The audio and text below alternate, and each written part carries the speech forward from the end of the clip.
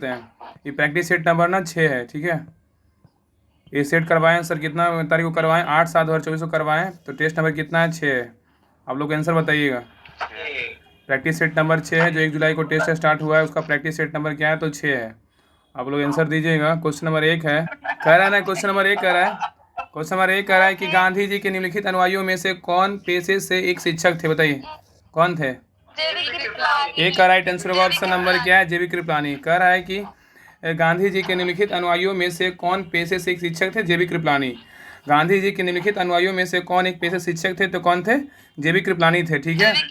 Question number 2 पे आइए, कह रहा है कि नौसैनिक विद्रोह के दौरान सैनिक ने गिरफ्तार हुए किस नौसैनिक की रिहाई की मांग की थी? बताइए क्या वो 2 का राइट आंसर है? 2 का राइट आंसर होगा option number C, BC Dutt ने। कह रहा है कि नौसैनिक विद्रोह के दौरान सैनिक गिरफ्तार हुए किस नौसैनिक ने रिहाई की मांग की? तो बीसी दत्त। कौन है? बीसी दत्त, ठीक है। क्वेश्चन नंबर 3 पे, क्वेश्चन नंबर 3 कह रहा है कि आदिवादियों व उदारवादियों, अतिवादियों और उदारवादियों के पुनर्मिलन की प्रक्रिया में निम्नलिखित में समझौता किसने कराया? बताइए क्या होगा? क्वेश्चन नंबर 3 कह रहा है कि अतिवादियों और उदारवादियों के पुनर्मिलन की प्रक्रिया में निम्नलिखित में से समझौता किसने कराया? तो 3 का राइट आंसर होगा ऑप्शन नंबर ए, एनी बेसेंट ने करवाया। एनी बेसेंट ने करवाया। और क्वेश्चन नंबर 4 कह रहा है आधुनिक ऋषि, कह रहा है आधुनिक ऋषि संबोधन किसके लिए है? बताइए। तो 4 का राइट आंसर होगा ऑप्शन नंबर ए, एमजी रनाडे। क्या है? एमजी रनाडे। कह रहा है आधुनिक ऋषि संबोधन किसके लिए है? तो एमजी रनाडे के लिए है, ठीक है। क्वेश्चन नंबर 4 है, उज्जैन का प्राचीन काल में क्या नाम था? बताइए उज्जैन का प्राचीन काल में क्या नाम था? तो 5 का राइट आंसर होगा ऑप्शन नंबर बी, अवंतिका है। क्या है? अवंतिका है। उज्जैन का प्राचीन काल में नाम क्या था? अवंतिका था। अपने आप में अध्ययन कीजिए ना कि कौन सा क्वेश्चन का आंसर ना हमको आ रहा था, बिना जब आंसर बोलने से पहले सोचिए, अपने आप में हो जाता है कि हाँ इसका आंसर ना हमको याद था कि नहीं था। ये चीज़ आपको पहले फीलिंग हो जाएगा कि क्वेश्चन तो हमको याद नहीं था, आंसर पहले ही गलती होता। क्वेश्चन नंबर 6 है, कह रहा है क्वेश्चन नंबर 6 कह रहा है कि मौर्य प्रशासन में संग्रहण किस क्षेत्र में संबंधित है? बताइए क्या होगा? भूराजस्व। क्या है? भूराजस्व। ऑप्शन नंबर ए है। आज लगता है ना सर का गर्लफ्रेंड का फोन आने वाला है, इसलिए तो कह रहा है ना कि 6 में कह रहा है ना क्वेश्चन में कि मौर्य प्रशासन में संग्रहण किस क्षेत्र से संबंधित था? तो भूराजस्व था, ठीक है, भूराजस्व से था। क्वेश्चन नंबर 7 पे कह रहा है कि राष्ट्रीय हरित न्यायाधिकरण के किसी भी निर्णय से व्यतीत कोई व्यक्ति सर्वोच्च न्यायालय में अपील कितने दिन के भीतर दायर कर सकता है? बताइए, बहुत अच्छा क्वेश्चन है। तो 7 का राइट आंसर होगा ऑप्शन नंबर क्या होगा? 7 का डी होगा, 90 दिन। तो कह रहा है कि राष्ट्रीय हरित न्यायाधिकरण के किसी भी निर्णय से व्यतीत कोई व्यक्ति सर्वोच्च न्यायालय में अपील कितने दिन के भीतर दायर कर सकता है? तो 90 दिन, ठीक है। आइए क्वेश्चन नंबर 5 पे, क्वेश्चन नंबर 5 कह रहा है कि पंचायतों के संदर्भ में निम्न में से कौन सा कथन जो है ना सही है? बताइए इसमें कौन सा कथन सही है? केवल 3 है, मध्यवर्ती पंचायत होगी। मध्यवर्ती स्तर पर एक पंचायत होगी। इसका 8 का राइट आंसर क्या है? 8 का राइट आंसर क्या है? डी नंबर है। डी है ना, ऑप्शन नंबर डी है, केवल 3 है। तो कह रहा है कि पंचायतोों के संदर्भ में इनमें से कौन सा कथन सही है? तो इसका केवल 3 सही है। मध्यवर्ती स्तर पर एक ही पंचायत होगी, ये सही है। लेकिन यहाँ पे 1 नंबर में क्या कह रहा है? 50% सीटें अनुसूचित जाति अनुसूचित जनजाति की महिलाओं के लिए आरक्षित की होगी। मतलब ये गलत है ना। कितना % सीट है? क्या होगा बताइए? यहाँ पे SC/ST के लिए कितना परसेंट है? 35%। यहाँ पे कितना परसेंट कन्फर्म है? 35%। यहाँ पे ना 50% नहीं, यहाँ पे 33%। कितना होगा? 33% होगा। यहाँ पे 33% है। तो 33% सीटें जो है ना SC/ST के लिए क्या अनुसूचित जाति और जनजाति महिलाओं के लिए आरक्षित होगी। और ऐसा दूसरा ऑप्शन है क्या कर रहा है? ग्राम सभा एक निकाय है जिसमें गाँव के रहने वाले सभी लोग रहते हैं। तो ये ग्राम किसका? ये भी गलत है ना। तो ग्राम सभा एक निकाय है जिसमें गाँव के रहने वाले सभी लोग होते हैं, भी गलत है। गाँव का लोग नहीं रहता है इसमें। हाँ, गाँव का लोग नहीं रहता है। हाँ, इसमें गाँव का लोग क्या रहता? नहीं रहता है। सही बोले दिनकर जी। आइए क्वेश्चन नंबर 9 पे आइए। क्वेश्चन नंबर 9 कह रहा है कि राष्ट्रीय अनुसूचित जनजाति आयोग निम्नलिखित में से किस वर्ष एक अलग आयोग के रूप में अस्तित्व में आया था? बताइए क्या होगा? 9 का 2004। इसका राइट आंसर होगा ऑप्शन नंबर सी, 2004 में। क्या है? 2004 में। तो कह रहा है कि राष्ट्रीय अनुसूचित जनजाति आयोग निम्नलिखित में से किस वर्ष एक अलग आयोग के रूप में अस्तित्व में आया था? तो आया था, इसका right answer option number C, वर्ष 2004 में आया था, ठीक है। क्वेश्चन नंबर 10 कह रहा है कि भारत में राष्ट्रीय मानवाधिकार आयोग निम्नलिखित में से क्या है? तो इसमें कह रहा है किस मंत्रालय के अधीन है? तो क्या होगा? इसका राइट आंसर होगा ऑप्शन नंबर गृह मंत्रालय के अधीन है, ठीक है। क्वेश्चन नंबर 11 पे कह रहा है कि भारत के संविधान में 9वीं अनुसूची किस संशोधन के द्वारा जोड़ी गई थी? बताइए क्या होगा? पहला संशोधन 1951। पहला संशोधन 1951। क्या है 1951? बिल्कुल सही है। तो कह रहा है ना कि भारत के संविधान में 9वीं अनुसूची किस संशोधन द्वारा जोड़ी गई? तो पहला संविधान संशोधन 1951। ठीक है। क्वेश्चन नंबर 12 कह रहा है कि बीजू जनता दल किस भारतीय राज्य की क्षेत्रीय राजनीतिक पार्टी है? बताइए क्या होगा? ओडिशा। उड़ीसा का है। क्या है? उड़ीसा का है। तो कह रहा है बीजू जनता दल किस भारतीय राज्य की क्षेत्रीय राजनीतिक पार्टी है? तो उड़ीसा है। ठीक है, उड़ीसा है। आगे कह रहा है क्वेश्चन नंबर 13 कह रहा है कि किसी संख्यात्मक श्रृंखला में किसी पद की परिमाणिकता का ध्यान निम्नलिखित में से किसमें रखा जाता है? बताइए। माध्यिका में। 13 का राइट आंसर होगा ऑप्शन नंबर सी, माध्यिका में। तो कह रहा है किसी संख्यात्मक श्रृंखला में किसी पद की परिमाणिकता का ध्यान निम्नलिखित में से किसमें रखा जाता है? तो माध्यिका में रखा जाता है। किसमें रखा जाता है? माध्यिका में। इसमें कह रहा है कि निम्नलिखित कथनों पर विचार कीजिए। इसमें कह रहा है कौन सा कथन सही है? बताइए इसमें कौन सा कथन सही है? इसमें आपका 14 में बस एक सही है। हाँ, 14 का।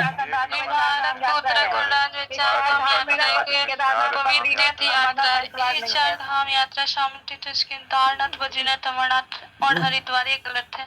तो कह रहा है इसमें यमुनोत्री है बस। गंगोत्री यमुनोत्री होगा ना? हाँ, सही बात है। इसका राइट आंसर केवल एक होगा। ठीक है। तो कह रहा है कि भारत के उत्तराखंड राज्य में 4 धाम यात्रा एक पवित्र तीर्थ यात्रा है। बिल्कुल सही है। भारत के उत्तराखंड राज्य में 4 धाम यात्रा एक पवित्र तीर्थ यात्रा है। बिल्कुल सही है।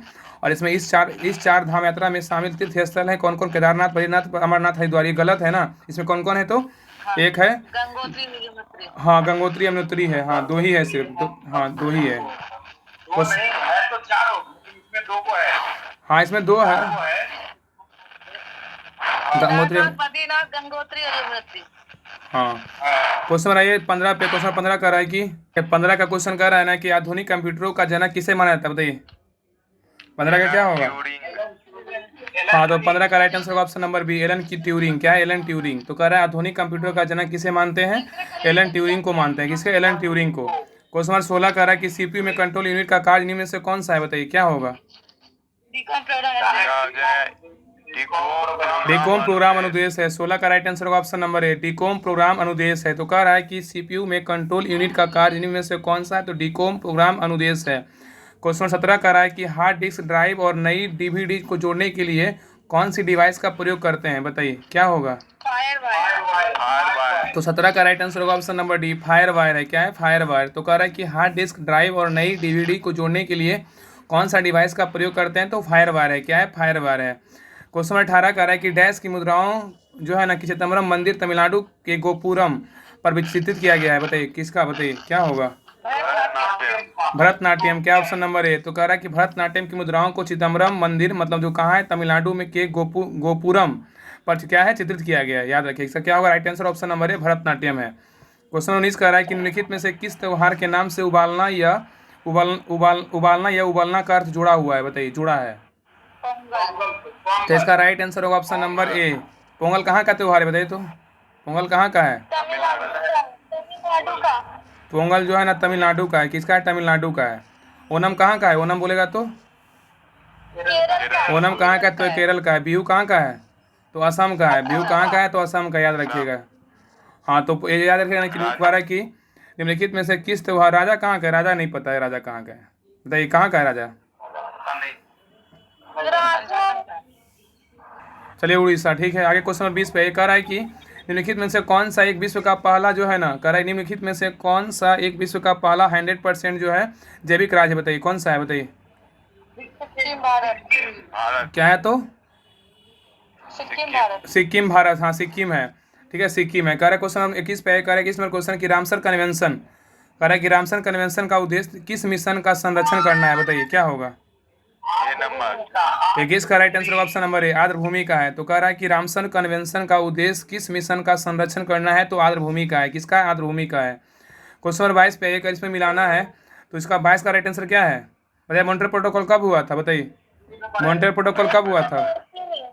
1987 में हुआ था। कब? 1987 में हुआ था। बताइए कि पेरिस एग्रीमेंट कब हुआ था?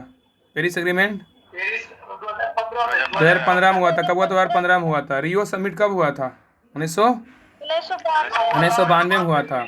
अब फर्स्ट UNIPC कॉन्फ्रेंस कब हुआ था? 1995 में हुआ था।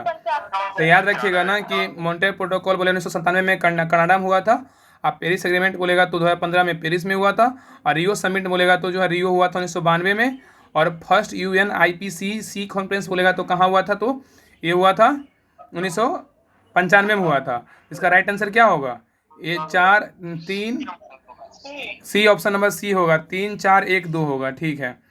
आइए क्वेश्चन मेरा ये 23 पे क्वेश्चन 23 कह रहा है कि वर्धमान ट्रॉफी किससे संबंधित है, बताइए वर्धमान ट्रॉफी। हाँ, इसका राइट आंसर होगा ऑप्शन नंबर सी, भारोत्तोलन से है। तो कह रहा है कि वर्धमान ट्रॉफी का संबंध किससे है, तो भारोत्तोलन से। किससे है, भारोत्तोलन से है। क्वेश्चन नंबर 24 पे कह रहा है कि मीराबाई कहाँ की राजपूत राजकुमारी थी, बताइए मीराबाई।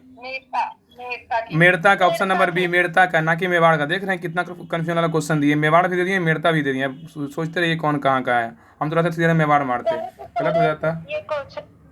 हाँ, तो कह रहा ना कि मीराबाई कहाँ की राजपूत कुमारी थी, तो मेड़ता का था। क्या होगा, option number B right answer है, मेड़ता का। क्वेश्चन नंबर 22 है, कह रहा है कि कब का अध्ययन क्या कहलाता है, कब का अध्ययन बोलेगा तो कब का अध्ययन बोलेगा तो माइकोलॉजी, और सवालों का अध्ययन बोलेगा तो फाइकोलॉजी, ठीक है। हाँ, तो कब का अध्ययन क्या कहलाता है, माइकोलॉजी कहलाता है। Option number B right answer है। पेडोलॉजी में, हाँ सही है। अगला है क्वेश्चन नंबर 26। क्या, भूमि का अध्ययन करेगा तो पेडोलॉजी। हाँ, पेडोलॉजी भूमि का। फलों का अध्ययन का पेमोलॉजी। हाँ, फलों का बोलेगा तो इसमें फलों का पेमोलॉजी, और पेडोलॉजी में मिट्टी का अध्ययन हो जाएगा। हाँ सही है। क्वेश्चन नंबर 26 पे, क्वेश्चन नंबर 26 कह रहा है कि सबसे बड़ा फूल कौन सा है, बताइए सबसे बड़ा कुल है, बताइए सबसे बड़ा कुल कौन सा है, सबसे बड़ा कुल कौन है, तो 26 का राइट आंसर क्या होगा, ऑप्शन नंबर डी होगा, कंपोजिटी होगा। क्या होगा, कंपोजिटी। क्वेश्चन नंबर 27 पे कह रहा है कि जीवाणुओं में अभाव होता है, किसका होता है, बताइए। माइटोकॉन्ड्रिया का। तो 27 का right answer option number C, mitochondria का होता है। किसका होता है, माइटोकॉन्ड्रिया का। तो कह रहा है कि जीवाणुओं में अभाव होता है, किसका होता है, माइटोकॉन्ड्रिया का होता है। जीवाणु में किसका अभाव होता है, तो माइटोकॉन्ड्रिया का होता है, माइटोकॉन्ड्रिया। हेनले के लूप का कार्य क्या है, बताइए हेनले के लूप का कार्य क्या है, जल का संरक्षण। क्या है, तो 28 का राइट आंसर होगा ऑप्शन नंबर ए है, जल का संरक्षण है। क्या है, जल का संरक्षण। तो कह रहा है कि हेनले का लूप का कार्य क्या है, तो जल का संरक्षण है। क्वेश्चन नंबर 29 है, कह रहा है कि रंध्रों के खुलने और बंद होने के लिए निम्नलिखित में से किसकी मुख्य भूमिका रहती है, बताइए क्या होगा। तो 29 का राइट आंसर होगा ऑप्शन नंबर डी, द्वार कोशिकाओं की होती है, ठीक है। तो कह रहा है कि रंध्रों के खुलने और बंद होने के लिए निम्नलिखित में से किसकी मुख्य भूमिका हो रहती है, द्वार कोशिकाओं की होती है। क्वेश्चन नंबर 30 कह रहा है कि सूर्य से आने वाली किरणें वायुमंडल द्वारा अपवर्तित होती है, इसके कारण आभासी सूर्योदय वास्तविक सूर्योदय से लगभग कितना होता है, बताइए क्या होगा। 2 मिनट पहले। तो क्या होगा, इसका क्या होगा राइट आंसर, 30 का राइट आंसर ऑप्शन नंबर क्या होगा, डी होगा, 2 मिनट पहले। तो कह रहा है ना कि सूर्य से आने वाली किरणें वायुमंडल द्वारा अपवर्तित होती है, इसके कारण आभासी सूर्योदय वास्तविक सूर्योदय से लगभग कितना मिनट होता है, तो 2 मिनट पहले होता है। क्या होता है, 2 मिनट पहले होता है, ठीक है। आइए क्वेश्चन नंबर 31 पे, क्वेश्चन नंबर 31 कह रहा है कि निम्नलिखित में से किसने पहली बार विद्युत क्षेत्र की अवधारणा दी थी, बताइए क्या होगा। Michael Faraday. तो 31 का राइट आंसर क्या होगा, 31 का राइट आंसर होगा ऑप्शन नंबर बी होगा, माइकल फैराडे। तो क्वेश्चन में कह रहा है कि निम्नलिखित में से किसने पहली बार विद्युत क्षेत्र की अवधारणा दी थी, तो माइकल फैराडे दिया था। कौन, माइकल फैराडे। क्वेश्चन मेरा ये 32 पे कह रहा है कि विद्युत चुंबक की प्रबलता होती है, क्या होती है, बताइए 32 का क्या होगा, ऑप्शन नंबर, बढ़ जाता है। हाँ ऑप्शन नंबर ए राइट होगा। कह रहा है कि विद्युत चुंबक की प्रबलता क्या होगा, धारा बढ़ाने पे क्या होती है, बढ़ जाती है।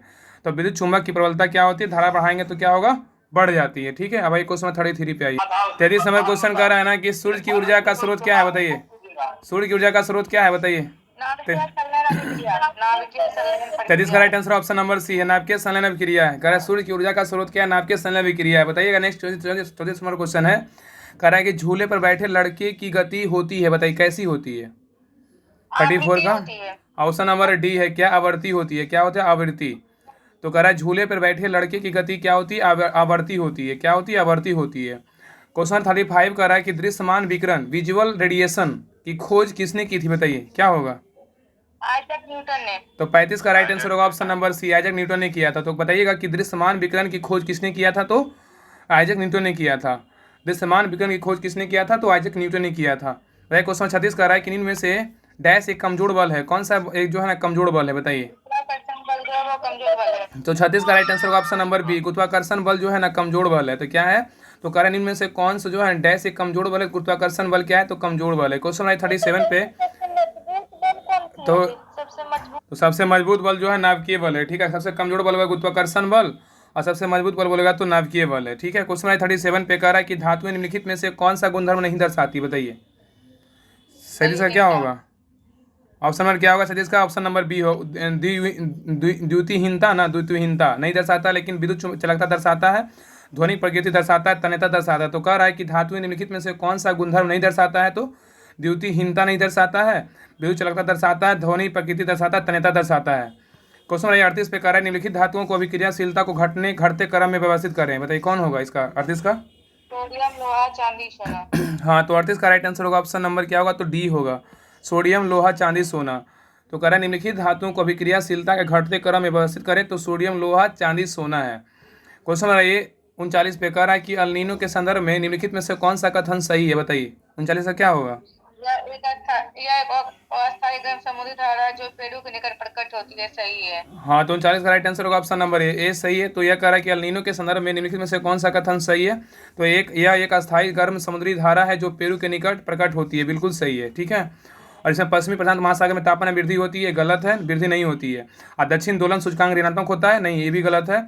और भारत में दक्षिण पश्चिम मानसून में अधिक वर्षा होती है, नहीं। बताइए पहले कि किस मानसून में जो अधिक वर्षा होता है, बताइए कौन सा मानसून में होता है, बताइए विषुवरेखीय क्षेत्र। कौन सा होता है? सुधारना पड़ेगा यहाँ पे। क्वेश्चन में क्या होगा ना, ये देखिए फिर से क्वेश्चन देखिए 39 नंबर, यहाँ पे क्वेश्चन सुधारना पड़ेगा। यहाँ पे क्या है ना कि अल नीनो के संदर्भ में कौन सा कथन सही नहीं होगा, ठीक है। यहाँ पे नहीं लिखिए, ठीक है। यहाँ पे कह रहा है कि अल नीनो के संदर्भ में निम्न में से कौन सा कथन सही नहीं है। इसमें देखिए जो है ना बी नंबर क्या है, तो गलत है, ठीक है। इसमें बी नंबर गलत है, इसमें तीनों ऑप्शन सही है, ए सी डी सही है। तो यह कह रहा है कि यह एक अस्थायी गर्म समुद्री धारा है और जो पेरू के निकट प्रकट होती है, बिल्कुल सही है। और पश्चिमी प्रशांत महासागर के तापमान वृद्धि होती है, गलत है, वृद्धि नहीं होता है। और दक्षिण दोलन सूचकांक क्या है, ऋणात्मक होता है, बिल्कुल सही है। अब भारत में दक्षिण पश्चिम मानसून में से अधिक वर्षा होती है, ये भी कथन सही है। तो इसमें होगा ना नहीं, नहीं छूट गया है, ठीक है। तो कह रहा है कि अल नीनो के संदर्भ में निम्न में से कौन सा कथन सही नहीं है? तो इसमें पश्चिम प्रशांत महासागर के तापमान में वृद्धि होती है, वृद्धि नहीं होता है, ये कथन गलत है। इसमें सही क्या है कि यह अल नीनो के बारे में, यह एक अस्थायी गर्म समुद्री धारा है अल नीनो जो पेरू के निकट क्या होती है, प्रकट होती है, बिल्कुल सही है।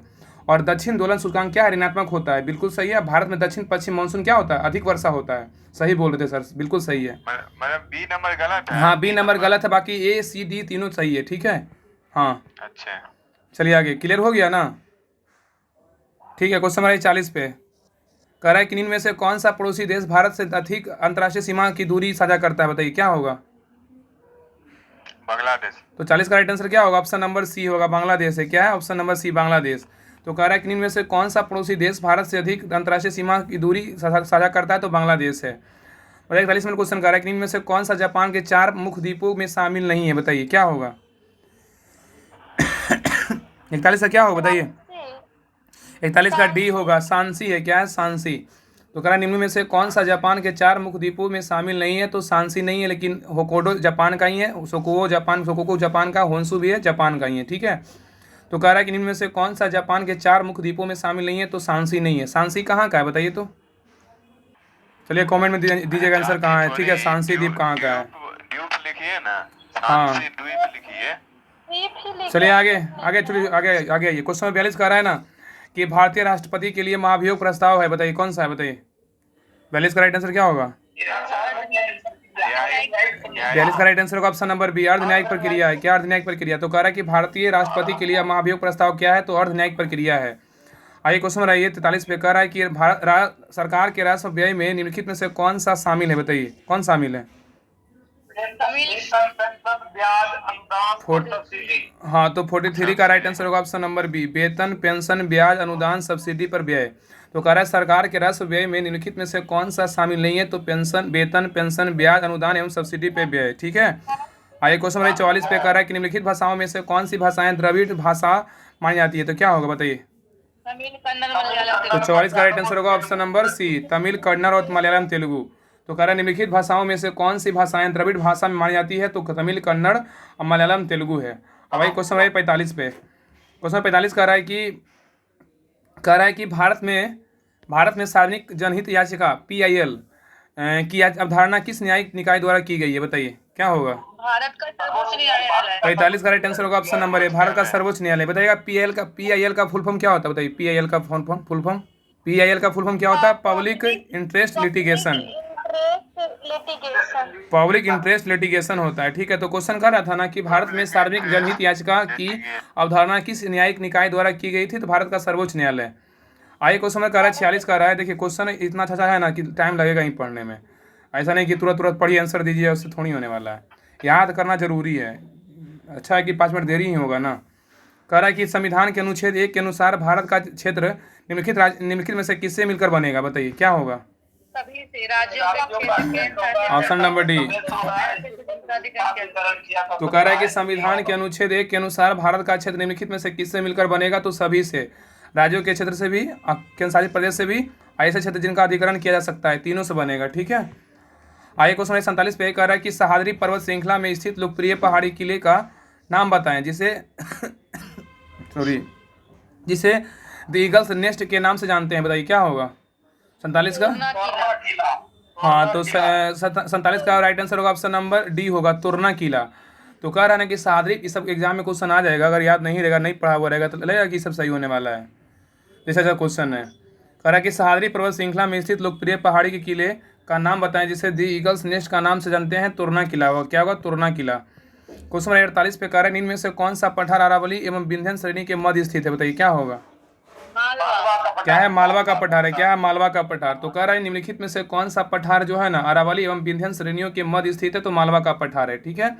आइए क्वेश्चन नंबर 49 पे कह रहा है कि निम्नलिखित में से कौन सी एशिया की सबसे बड़ी खारे पानी की झील है? बताइए। चिल्का झील। बताइए चिल्का झील कहाँ है? बताइए चिल्का झील कहाँ है? चिल्का झील बोलेगा तो उड़ीसा। पुलिकट झील कहाँ है? बताइए तो पुलिकट झील मणिपुर में। पुलिकट बोलेगा ना तमिलनाडु आंध्र प्रदेश की सीमा पे है, चिल्का बोलेगा उड़ीसा, पुलिकट आंध्र प्रदेश तमिलनाडु की सीमा पे है। लोकटक झील बोलेगा तो कहाँ है? मणिपुर में। लोकटक कहाँ है? तो मणिपुर में, ठीक है। लोकटक बोलेगा मणिपुर में है। अब बुलर बोलेगा तो कहाँ है? बुलर जम्मू कश्मीर में। क्या है? जम्मू कश्मीर में, याद रखिएगा जम्मू कश्मीर में है। तो कह रहा है निम्नलिखित में से कौन सी एशिया की सबसे बड़ी खारे पानी की झील है? तो चिल्का झील। चिल्का झील कहाँ है? उड़ीसा में। पुलिकट झील बोलेगा आंध्र प्रदेश तमिलनाडु की सीमा पे है।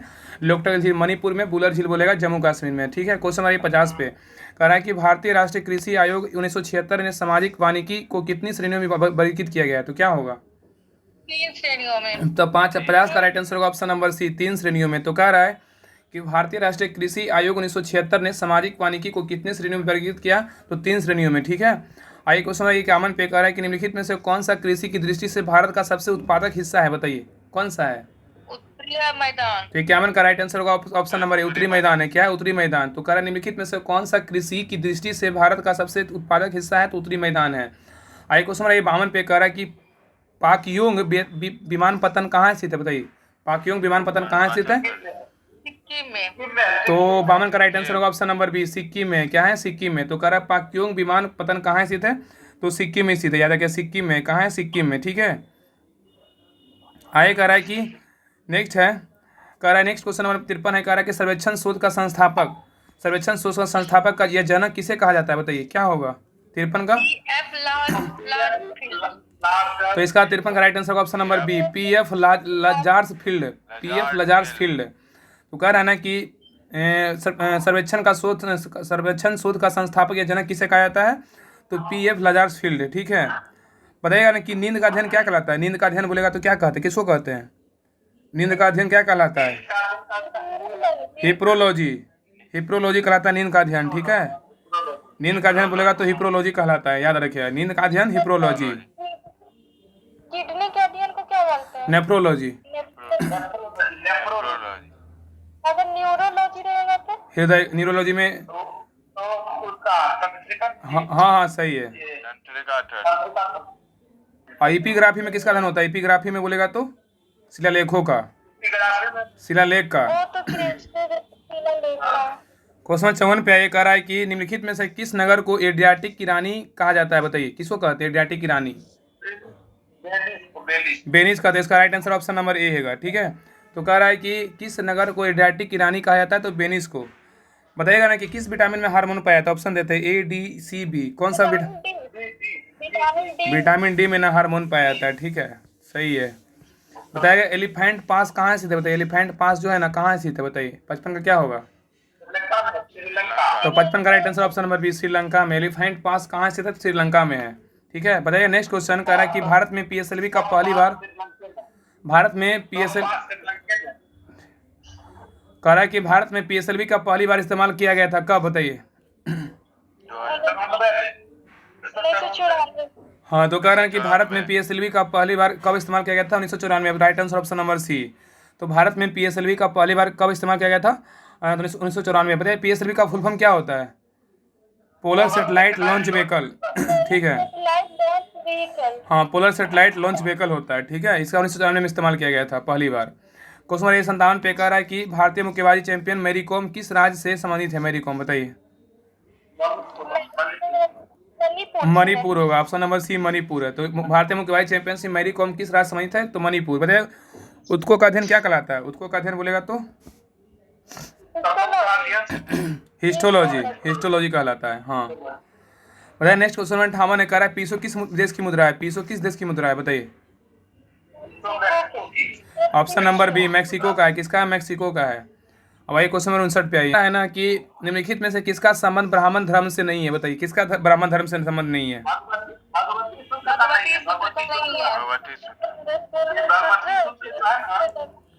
हाँ हाँ, तो आंसर का राइट आंसर क्या है, भगवती सूत्र का संबंध जो है ना ब्राह्मण धर्म से नहीं है, लेकिन सुलू सूत्र का संबंध ब्राह्मण ग्रंथ से, धर्म सूत्र का संबंध ब्राह्मण ग्रंथ से, स्रोत सूत्र का संबंध किससे है, ब्राह्मण ग्रंथ। तो कह रहा था ना कि किसका संबंध ब्राह्मण धर्म से नहीं है, तो भगवती सूत्र का नहीं है, लेकिन सुलू सूत्र का भगवती धर्म से है, स्रोत सूत्र का भगवती धर्म से ब्राह्मण धर्म से है, और धर्म सूत्र का संबंध भी ब्राह्मण धर्म से है। ठीक है, आगे क्वेश्चन नंबर 60 कह रहा है कि किसके शासन में चले आगे क्वेश्चन 60 कह रहा है किसके शासन में हिजड़ों तथा महिलाओं के एक वर्ग का प्रभुत्व था, क्या होगा बताइए। मोहम्मद शाह के शासनकाल में। हाँ, मोहम्मद शाह के शासनकाल में। क्या होगा ऑप्शन नंबर ए। तो कह रहा है किसके शासन में हिजड़ों और महिलाओं के एक वर्ग का प्रभुत्व था, तो मोहम्मद शाह के शासनकाल में। आगे क्वेश्चन 61 कह रहा है कि किस जनजाति के हाँ, क्वेश्चन 61 कह रहा है कि किस जनजाति के लोग अपने रसोई घर को लाल बंगला कहते हैं, बताइए किस जनजाति के लोग कहते हैं। भुंजिया, आलू के भुंजिया नहीं है, ये भुंजिया अलग है। ठीक है ना, तो कह रहा है किस जनजाति के लोग अपने रसोई घर को लाल बंगला कहते हैं, तो भुंजिया। क्या है, भुंजिया। पहली बार क्वेश्चन पढ़ रहे हैं। क्वेश्चन 62 है एहोल अभिलेख किस भाषा में है, बताइए एहोल अभिलेख बोलेगा तो संस्कृत में है, संस्कृत में है।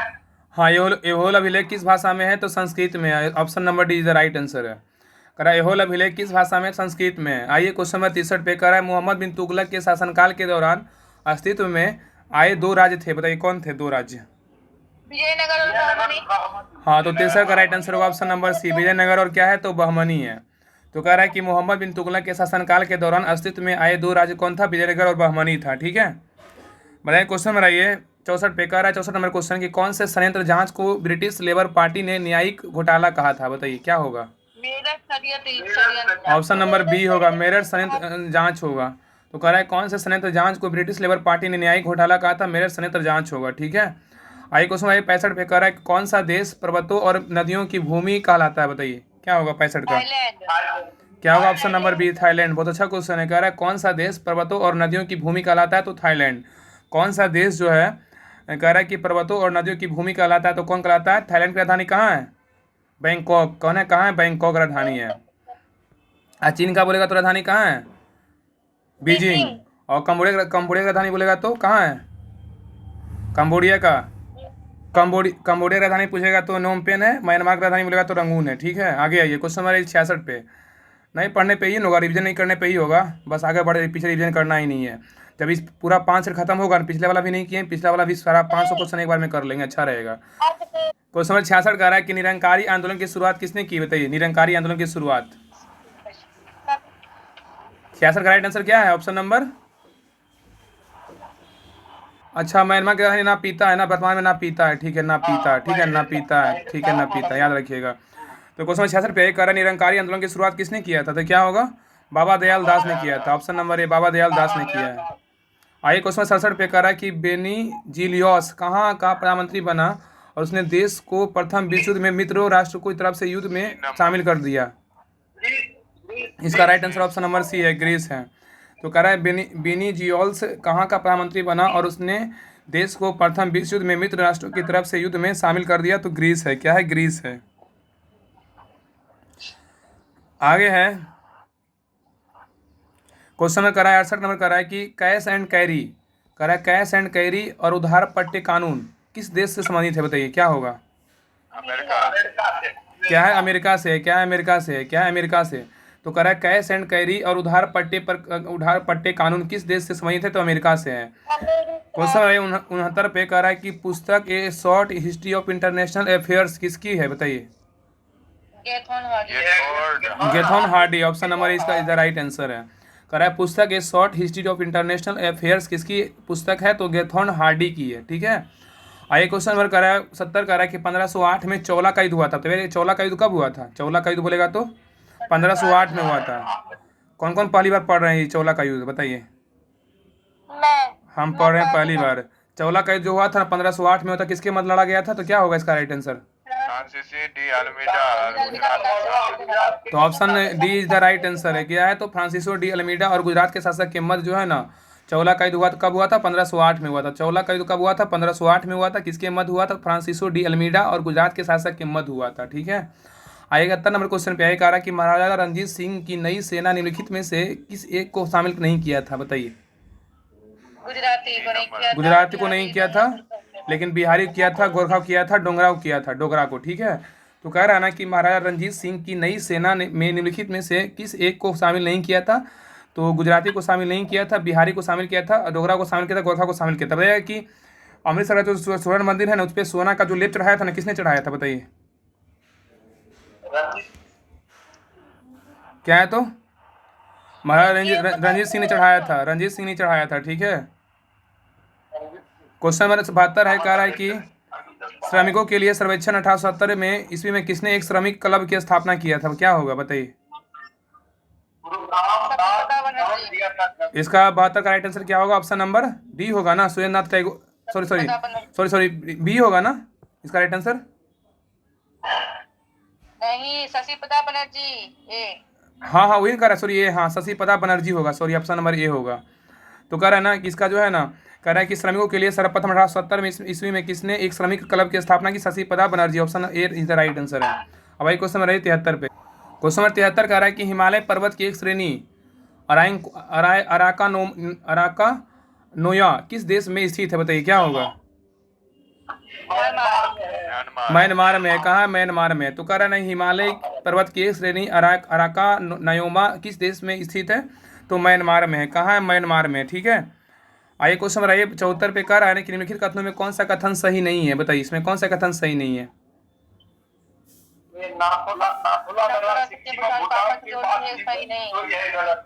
हाँ तो 74 का right answer option number C जो है ना गलत है। नाथुला दर्रा सिक्किम में भूटान को आपस में जोड़ती है, ये गलत है। नाथुला दर्रा नहीं जोड़ता। कौन दर्रा जोड़ता है? बताइए। सिक्किम और भूटान को आपस में जोड़ती है कौन सी दर्रा? बताइए। कहेगा ना कि इसमें कौन सा गलत है। तो यहाँ पे जो है ना नाथुला दर्रा जो है सिक्किम और भूटान नहीं होगा, यहाँ पे चीन को जोड़ता है। ठीक है। यहाँ पे नाथुला का अगर बात करें तो नाथुला दर्रा सिक्किम और चीन को जोड़ता है। ठीक है।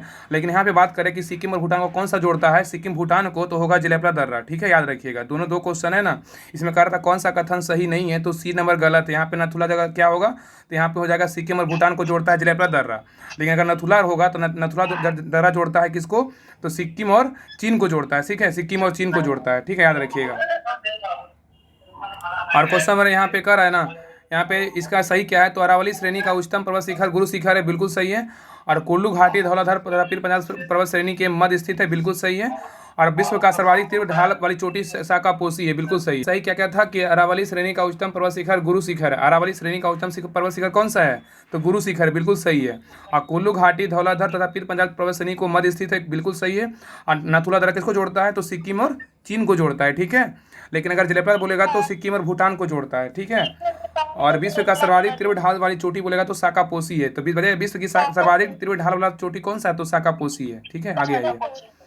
तो क्वेश्चन 75 है, ये कह रहा है कि भारत की मृदाओं में से किस सूक्ष्म तत्व की सर्वाधिक कमी है? तो क्या होगा? बताइए।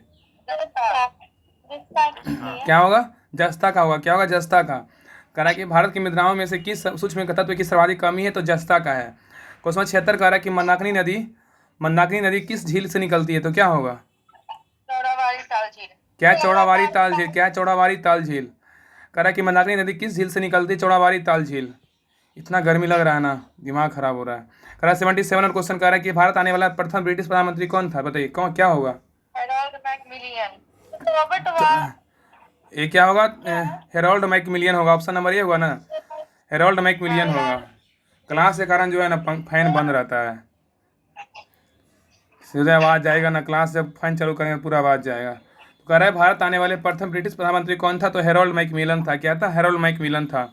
क्वेश्चन नंबर 78 पे कह रहा है कि सही कथन का चयन करें। इसमें बताइए कौन सा कथन जो है ना सही है? बताइए। बस एक ही है, नवाड की प्रथम महिला अध्यक्ष रंजना कुमार थी। हाँ, तो नबार्ड की प्रथम महिला जो है रंजना कुमार, बिल्कुल एक ही सही है। कह रहा है इसमें सही कथन कौन सा है? तो नबार्ड की प्रथम महिला अध्यक्ष क्या है? रंजना कुमार है। इसमें कह रहा है दूसरा नंबर क्या है? उत्तरी ध्रुव पर पहुंचने वाली प्रथम भारतीय महिला कौन थी? रीना धर्मशक्त। ये गलत है। कौन थी बताइए? इसका आंसर क्या होगा? यहाँ पे गलत क्या है? तो उत्तरी ध्रुव पर पहुंचने वाली प्रथम भारतीय महिला नहीं होगा। यहाँ पे दक्षिणी ध्रुव यहाँ पे दक्षिणी ध्रुव होगा। क्या होगा? दक्षिणी ध्रुव। दक्षिणी ध्रुव पर पहुंचने वाली प्रथम भारतीय महिला बोला तो रीना सक्कट होगा, बिल्कुल सही है। और ये जो है ना ग्रैंड ओल्ड लेडी जो है ना कुंज रानी को बोलते हैं, ना कि एम सदलमसेन को। यहाँ पे कुंज रानी होगा। क्या है? कुंज रानी। ठीक है, याद रखिएगा। तो यहाँ पे ग्रैंड ओल्ड लेडी किसको कहते हैं? कुंज रानी को कहते हैं। ठीक है, यहाँ पे एन लम्सडेन नहीं हो, इसलिए दोनों कथन क्या है? गलत है। आएगा क्वेश्चन 79 कह रहा है किसका मिलान असत्य है? किसका मिलान जो है ना गलत है? बताइए किसका गलत है? ये भारत का सबसे ऊंचाई हवाई पत्तन है नैनीताल, ये गलत है। हाँ, तो 79 का जो है ना बी नंबर गलत है। क्या है? तो भारत का सबसे ऊंचा हवाई पतन नैनीताल उत्तराखंड में, बिल्कुल सही है। तो बताइएगा कि भारत का सबसे ऊंचा हवाई पतन कौन सा है? तो क्या होगा इसका राइट आंसर? लेह लद्दाख होगा। ठीक है, लेह लद्दाख होगा। ठीक है, लेह लद्दाख। यहाँ पे याद रखिएगा, भारत का सबसे ऊंचा हवाई पतन कौन सा है? लेह लद्दाख होगा, ना कि नैनीताल उत्तराखंड होगा। ठीक है, यहाँ पे अगर पूछेगा भारत का सबसे ऊंचा हवाई पतन कौन सा है तो लेह लद्दाख है। अब विश्व का सबसे जो है बड़ा संग्रहालय कौन सा है? ब्रिटिश संग्रहालय, बिल्कुल सही है। क्या है? ब्रिटिश संग्रहालय, बिल्कुल सही है। अब भारत का सबसे बड़ा जिला बोलेगा तो कौन सा है? कच्छ, जो गुजरात में, बिल्कुल सही है। तो इसका ऑप्शन बी जो था गलत था। यहाँ पे होगा लेह लद्दाख होगा। और विश्व की सबसे छोटी नदी बोलेगा तो कौन सा है? रो नदी, यूएसए में, बिल्कुल सही है। तो कह रहा था ना किसका मिलान असत्य है? तो विश्व की सबसे छोटी नदी बोलेगा तो रो नदी यूएसए में है, अमेरिका में है। और भारत का सबसे ऊंचा हवाई पतन बोलेगा तो जो है ना लेह लद्दाख है। ठीक है, लेह लद्दाख में। और विश्व का सबसे बड़ा संग्रहालय बोलेगा तो ब्रिटिश संग्रहालय है। और भारत का सबसे बड़ा जिला बोलेगा तो क्षेत्रफल में कौन सा है? तो कच्छ, गुजरात में है। हो गया क्लियर। क्वेश्चन नंबर 80 पे ये कह रहा है कि भारत में एग्रो इकोलॉजिकल जोन्स की कुल संख्या कितनी है? बताइए क्या होगा? तो 80 का राइट आंसर होगा ऑप्शन नंबर क्या होगा? 20 है। Option number is the right answer, 20 है, सही है। तो भारत में एग्रो इकोलॉजिकल जोन्स की कुल संख्या कितनी है? तो 20 है। कितनी है? 20 है। आगे कर रहा है भूप्रपटी में खनिजों के रूप में कितना प्रतिशत कार्बन उपस्थित रहता है? तो क्या होगा? 0.025। हाँ, इसका राइट आंसर ऑप्शन नंबर है 0.025%। 0.025 होगा। तो कह रहा है कि भूप्रपटी में खनिजों के रूप में कितना प्रतिशत कार्बन उपस्थित होता है? 0.025% होता है। क्वेश्चन 82 यही कह रहा है कि आयनिक यौगिकों के क्या है? बताइए आयनिक यौगिकों के क्या है? हाँ, क्वथनांक उच्च होता है। क्या होता है? Option number B is the right answer है। तो कह रहा है आयनिक यौगिकों के क्या होता है? क्वथनांक उच्च होते हैं। ठीक है, क्वथनांक उच्च होते हैं। यार 83 पे कह रहा है निम्नलिखित में से कौन सा जीवाश्म ईंधन का परिणाम नहीं है? बताइए क्या, किसका परिणाम नहीं है? जैव भार नहीं है, पेट्रोलियम है, कोयला है। ठीक है, तो कह रहा है निम्नलिखित में से कौन सा जीवाश्म ईंधन का परिणाम नहीं है? तो जैव भार नहीं है, पेट्रोलियम है, कोयला है। तो कह रहा है निम्नलिखित में से कौन सा जीवाश्म ईंधन का परिणाम नहीं है? जैव भार नहीं है, लेकिन पेट्रोलियम, कोयला ये सभी जीवाश्म ईंधन का परिणाम है। ठीक है, आगे 84 कह रहा है कि अम्ल और क्षारक की अभिक्रिया में लवण के साथ क्या बनाता है? बताइए क्या होगा? पानी बनाता है। क्या बनाता है? जल। हाँ, कह रहा है अम्ल और क्षारक की अभिक्रिया में लवण के साथ और क्या बनाता है? तो जल बनाता है, पानी। ठीक है, तो कह रहा है अम्ल और क्षारक की अभिक्रिया में लवण के साथ क्या बनाता है? तो पानी या जल, वही है। आइए क्वेश्चन 85 पे 85 नंबर कह रहा है कि एक ट्रांसक्रिप्शन इकाई में क्रम इंटॉन का निकलना तथा एक्सॉन का जुड़ना क्या कहलाता है? बताइए क्या 85 का क्या कहलाता है? कैपिंग ना, ऑप्शन नंबर सी ना, option number see the right answer है, कैपिंग कहलाता है। एक ट्रांसक्रिप्शन इकाई क्या? डी, सॉरी डी होगा, सॉरी इसका जो राइट आंसर होगा ऑप्शन नंबर डी होगा। ठीक, क्या होगा? स्पाइसिंग होगा। क्या होगा? स्पाइसिंग। तो कह रहा है एक ट्रांसक्रिप्शन इकाई में क्रम इंट्रॉन का निकलना तथा एक्सॉन का जुड़ना क्या कहलाता है? स्पाइसिंग कहलाता है। ज़्यादा ब्रिलियंट बनने की कोशिश मत कीजिए, ठीक है ना, आंसर बोलिया कीजिए। ठीक है, आगे कह रहा है 86 नंबर कह रहा है ना कि इनमें से किस समूह की एंटीबॉडीज में एलर्जिक क्रिया प्रारंभ होती है? बताइए किस में होता है? तो कह रहा है क्वेश्चन में कह रहा है कि हाँ, तो कह रहा है निम्न में से किस समूह में एंटीबॉडी से एलर्जी क्रिया प्रारंभ होती है? इसका राइट आंसर होगा ऑप्शन नंबर क्या होगा तो क्या? आईजीएम। आईजीएम। आईजीएम होगा, ऑप्शन नंबर सी होगा, आईजीएम होगा। क्या आईजीएम होगा? सही है। आइए क्वेश्चन 87 पे आइए। होगा इसका। इसका राइट आंसर आईजीई होगा, फिर आईजीई होगा, ठीक है, आईजीई है। तो कह रहा था इसका क्वेश्चन कह रहा था ना कि इनमें से किस समूह की एंटीबॉडी से एलर्जी क्रिया, इनमें से किस समूह की एंटीबॉडी से एलर्जी क्रिया प्रारंभ होती है, तो क्या होगा? इसका राइट आंसर क्या था? ऑप्शन नंबर था बी, आईजीई, ठीक है। आई क्वेश्चन 87 पे कह रहा है कि निम्नलिखित में से कौन सा ऑक्साइड अम्ल और क्षारक दोनों के साथ क्रिया करता है? बताइए क्या होगा? एल्यूमिनियम ऑक्साइड, ऑप्शन नंबर ए होगा, एल्यूमिनियम ऑक्साइड होगा, ठीक है। तो कह रहा है निम्नलिखित में से कौन सा ऑक्साइड अम्ल और क्षारक दोनों के साथ क्रिया करता है? तो एल्यूमिनियम ऑक्साइड है। क्वेश्चन 88 कह रहा है कि साइपन द्वीप किस महासागर में स्थित है? बताइए साइपन द्वीप प्रशांत महासागर। क्या है? प्रशांत महासागर में। कहाँ है? प्रशांत महासागर में। तो कह रहा है कि साइपन द्वीप किस महासागर में स्थित है? प्रशांत महासागर में। 89 पे कह रहा है कि अष्टसाहरिक पर्यायरामित और पंचरथ चित्रित पांडुलिपि ये किस काल के हैं? बताइए क्या होगा? पाल काल की है, पाल युग। पाल युग का है। किसका है? पाल युग का है। तो कह रहा अष्टसाहरिक, ऐसा सा क्वेश्चन लगता है ना कि हम पढ़बो नहीं किए हैं। कह रहा अष्टसहस्रिक पर्यायरामित और पंचरथ चित्रित पांडुलिपि ये किस काल के हैं? तो पाल युग के पढ़े हैं वो, लेकिन जो है ना रेगुलर नहीं मिलता है पढ़ने को। क्वेश्चन 90 कह रहा है कि हॉलैंड डच व्यापारियों ने पटना में अपनी फैक्ट्री कब स्थापित किया था? बताइए। 1632 ईस्वी में। 1632, हाँ 1632, इसका ऑप्शन नंबर ए होगा। तो बताइएगा कि पटना में अपनी फैक्ट्री कब जो है ना 1632 में किसने स्थापित किया था? कौन सा व्यापारी था? हॉलैंड था। कौन था? हॉलैंड, इसको डच बोल सकते हैं, ठीक है। तो हॉलैंड जो है डच के व्यापारियों ने पटना में अपनी फैक्ट्री 1632 में स्थापना किया था। आई क्वेश्चन 91 कह रहा है कि बिहार की जलवायु को प्रभावित करने वाला प्रमुख कारण क्या है? बताइए क्या होगा? हिमालय, कर्क रेखा की स्थिति, दक्षिण पश्चिम मानसून सभी है। हाँ सभी है। तो हिमालय भी है, कर्क रेखा की स्थिति भी है, दक्षिण पश्चिम मानसून भी है। तो कह रहा है कि बिहार की जलवायु को प्रभावित करने वाला प्रमुख कारण क्या है? तो हिमालय है, कर्क रेखा की स्थिति भी है, दक्षिण पश्चिम मानसून भी है, ठीक है। आगे 92 पे आई कह रहा है यदि किसी अर्थव्यवस्था में समस्त आर्थिक गतिविधियों का संचालन एवं नियंत्रण सरकार द्वारा किया जाता है, ये अर्थव्यवस्था किस प्रकार की है? बताइए। समाजवादी अर्थव्यवस्था। तो 92 का राइट आंसर होगा ऑप्शन नंबर क्या होगा? ऑप्शन नंबर सी होगा, समाजवादी अर्थव्यवस्था, ठीक है। तो कह रहा है यदि किसी अर्थव्यवस्था में समस्त आर्थिक गतिविधियों का संचालन एवं नियंत्रण का सरकार द्वारा किया जाता है, तो ये अर्थव्यवस्था किस प्रकार की है? तो समाजवादी अर्थव्यवस्था है। आगे कह रहा है कि लेसेस फेयर सिस्टम अर्थात अहस्तक्षेप की अवधारणा का प्रतिपादन किसने किया है? बताइए क्या होगा? सेरा ने किया, ऑप्शन नंबर ए है, सेरा ने किया। तो कह रहा है कि लेसेस फेयर सिस्टम अर्थात अहस्तक्षेप की अवधारणा, लेसेस फेयर सिस्टम अर्थात हस्तक्षेप की अवधारणा का प्रतिपादन किसने किया? तो सेरा ने किया, ठीक है। आगे 94 नंबर क्वेश्चन पे कह रहा है कि भारत में सामुदायिक विकास कार्यक्रम कब शुरू किया गया था? क्या होगा? 1952 में। 1952 में शुरू किया। 1952 इज द राइट आंसर है। तो कह रहा है कि भारत में सामुदायिक विकास कार्यक्रम कब शुरू किया गया था? 1952 में किया गया था। कब किया गया था? 1952 में किया गया था। आगे 95 नंबर क्वेश्चन पे कह रहा है कि भारतीय कृषि में मूलतः किस प्रकार की बेरोजगारी प्रधानता देखी जाती है? बताइए क्या होगा? अदृश्य बेरोजगारी।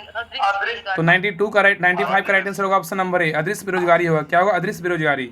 तो कह रहा है कि भारतीय कृषि में मूलतः किस प्रकार की बेरोजगारी प्रधानता देखी जाती है? तो अदृश्य बेरोजगारी, ठीक है। आगे 96 पे कह रहा है कि राष्ट्रीय किसान आयोग का गठन कब किया गया था? बताइए राष्ट्रीय किसान आयोग का गठन 18 नवंबर 2004 को किया गया था। ऑप्शन नंबर ए है। कह रहा है राष्ट्रीय किसान आयोग का जो गठन था ना वो कब किया गया था? 18 नवंबर 2004 को किया गया था। आगे 97 पे कह रहा है कि केंद्रीय खाद्य तकनीकी अनुसंधान, कह रहा है कि केंद्रीय खाद्य तकनीकी अनुसंधान संस्थान कहाँ स्थित है? 97 का राइट आंसर होगा कहाँ है? मैसूर में है, ऑप्शन नंबर बी। कह रहा है केंद्रीय खाद्य तकनीकी अनुसंधान संस्थान कहाँ स्थित है? मैसूर में है। आगे 98 पे कह रहा है कि सूक्ष्म लघु एवं मध्यम, कह रहा है कि सूक्ष्म लघु एवं मध्यम उद्यम विकास अधिनियम कब पारित हुआ था? बताइए। 2006 में लागू हुआ था, 6 में पारित हुआ। बताइए अभी एमएसएमई मंत्री कौन है वर्तमान में? बताइए तो एमएसएमई मंत्री कौन है? सूक्ष्म लघु उद्यम मंत्री ये जीतन राम मांझी है, जीतन राम मांझी, ठीक है। यहाँ पे एमएसएमडी दिया है लेकिन वो एमएसएमई पूछे हैं, ठीक है, वो जीतन राम मांझी होगा, ठीक है। यहाँ पे कह रहा है कि सूक्ष्म लघु एवं मध्यम उद्यम विकास अधिनियम एमएसएमईडी कब पारित हुआ? 2006 में पारित हुआ। 99 नंबर क्वेश्चन पे कह रहा है कि भारत में गोल्डन हैंडशेक योजना किससे संबंधित है? बताइए गोल्डन हैंडशेक योजना क्या होगा? क्या होगा? ऑप्शन नंबर बी होगा ना। हाँ स्वैच्छिक सेवा निवृत्ति से होगा। क्या दी, कहाँ ध्यान है? कह रहा है कि भारत में गोल्डन हैंडशेक योजना किससे संबंधित है? स्वैच्छिक सेवानिवृत्ति से है। क्वेश्चन नंबर 100 कह रहा है कि जीएसटी किस प्रकार का कर है, बताइए क्या है?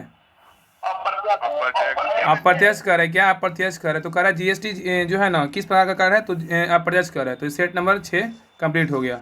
आगे का सेट नेक्स्ट क्लास में देखेंगे।